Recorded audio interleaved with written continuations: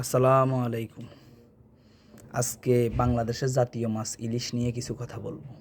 কারণ হচ্ছে বাংলাদেশের জাতীয় মাছ নাকি ইলিশ।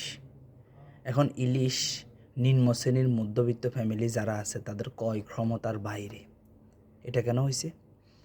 মনে করেন যে বাংলাদেশে ইলিশ আছে, সাপোজ বাংলাদেশে ইলিশ আছে 40 কেজি।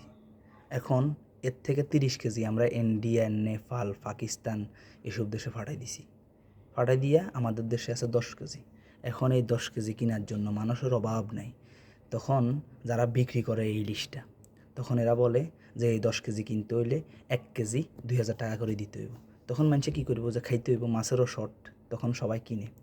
তখন আমার কথা হচ্ছে, বাংলাদেশে যদি আপনার পর্যাপ্ত পরিমাণে ইলিশ থাকে, বাংলাদেশের মানুষ কম টাকায় খায়, মানে মনে করেন যে হেড ভরি যায়, হ্যাঁ তার আর মন চাইতেছে না খাইবার।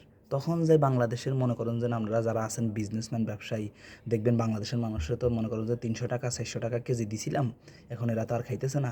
এখন এগুলো কী করবো, আমরা বাইরের দেশে বিক্রি করুম। এতে করে আমাদের নিজেরও আর্থিকভাবে স্বাবলম্বী হমু, দেশেরও কিছু উন্নতি হইব।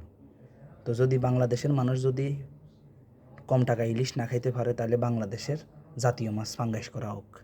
এটা আমার দাবি, বাংলাদেশের জাতীয় মাছ ফাঙ্গাস করা হোক। ওকে, আল্লাহ হাফেজ।